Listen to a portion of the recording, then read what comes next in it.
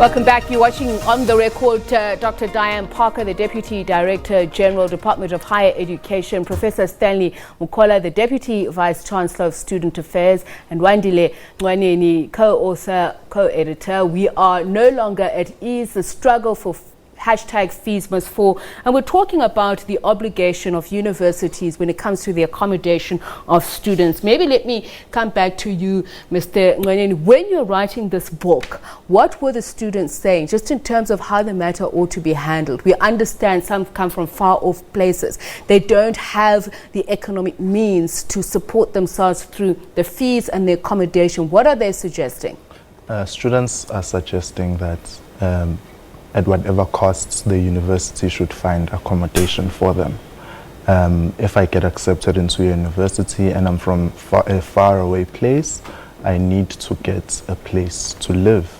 And students do, I guess, also mention that when they are applying to say, we do need accommodation.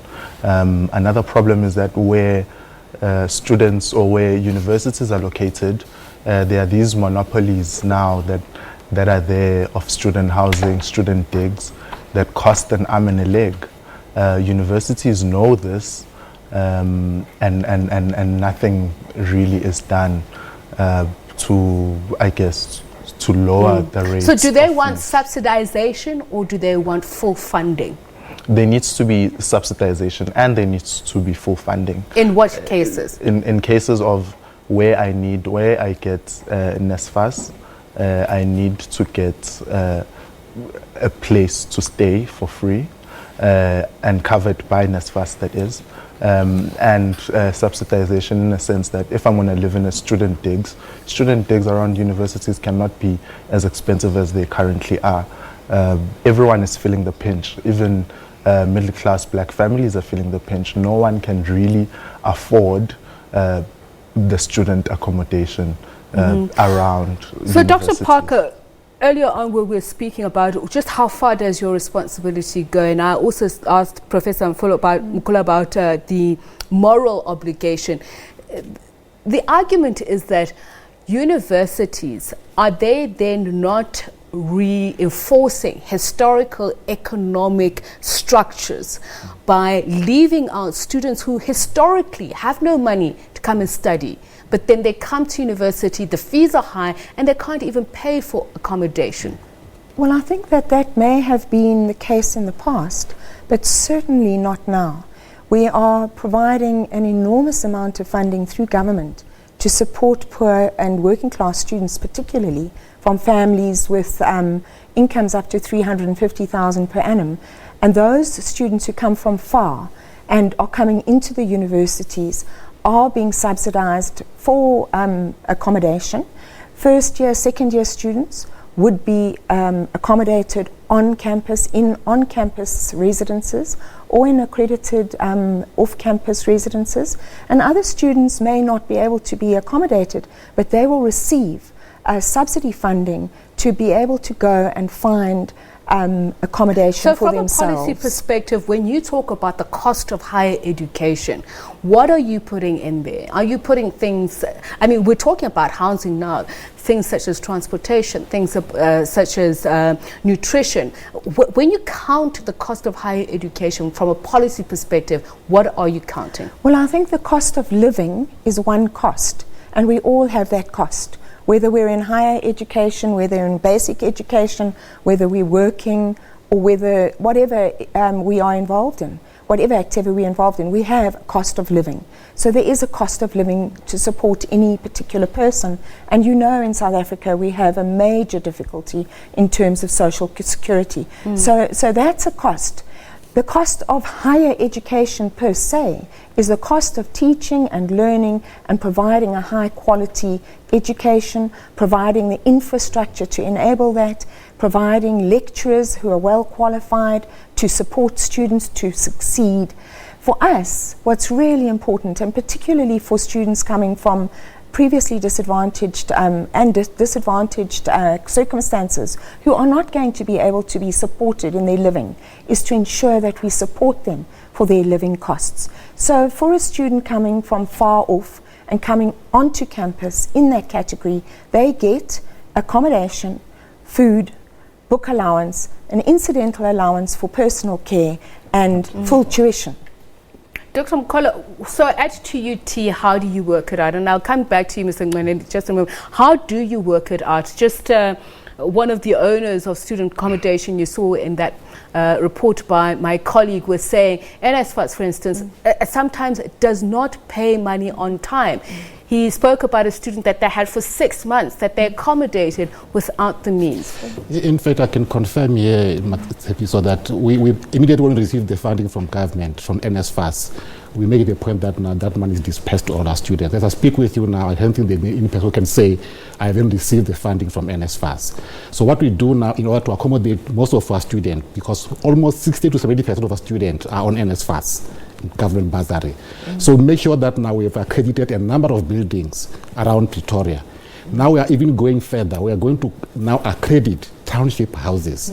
But we're sitting with a problem, so where we say, how will we identify whether a student is sitting in own home or in an accredited township house? Are there those that abuse the system in that way? That's the problem that we are facing, that we need to see how to really circumvent that, to make sure that now, indeed, when we say you are in the township, you are in an accredited township house. As I sit here, we are busy talking with the people in the township to say together, how can we help us to make sure that now our students are accommodated freely here, that now indeed they are all safe. Mr. Ngcwaneni, this sounds like a fair point, no? You see, so what Dr. Parker says, she's speaking policy. And what the Prof speaks is he's speaking experience on the ground. What I mean by that is, for example, the policies that she's speaking about, it's all on paper. And that is all good and well. But come to the university on the ground as a first year from rural KZN, you get to VITS, you realize that NSFAS has not paid. And you have to find accommodation. You are homeless. You have to sleep in the library for the first 2 weeks, and then you find what the Prof is speaking about. What is the experience when you go to a university? I could just come in here because I think it's really important to put this into context. Wandile is absolutely right. This is exactly what used to happen, and it did happen. And that's actually when we realized the depth of the difficulty that NSFAS was in. The minister put NSFAS under accommodation, under administration.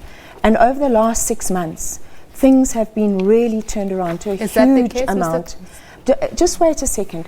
We know that right now, and I'm sure that Prof can confirm it, that for the very first time, and in Parliament yesterday it was acknowledged by our students as well, for the very first time NSFAS has been paying allowances right now in the first few weeks of university study. But he's contradicting it. No, he's just hang a second. He is thinking about the past, I think, right now, practically on the ground. There are some students who haven't been accommodated, but a large number of students have already Dr. received Parker, give him the allowances. opportunity to speak for himself. So Dr. Parker says you're speaking about past experiences.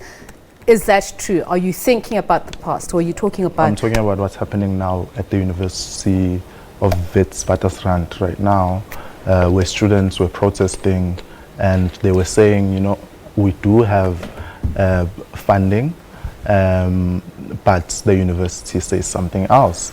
The policy of the president, when he announced free education, he said historical debts, if you have NSFAS, historical, you can be able to register, and then students then come to the university and the university says something else. It's the same with finding accommodation. Dr. Mukhola, I'm going to come to you in just a second, but Dr. Parker, that is a very important issue.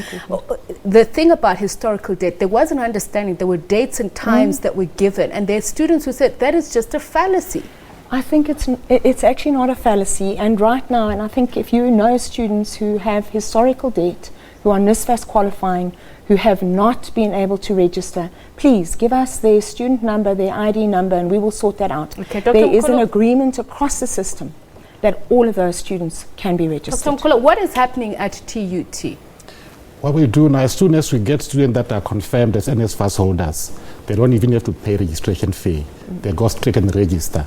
As soon as we know that now we have got NSFAS, we actually have now allocated a lot of buildings in town. If we are full in the university, we have got leased buildings so that we send them to. now refer them to buildings that are accredited. We've made a point that now if you are in that building that is accredited, there must be transport for students to come from that building to the campus. Are students forced to pay a deposit? Because that was a complaint of some of the students there that actually they cannot get into residences because they're forced to pay a deposit. They don't have the money. Not at all, so not at all. That's not true. If you have got NSFAS, there's no way you are going to pay any deposit. There's no way.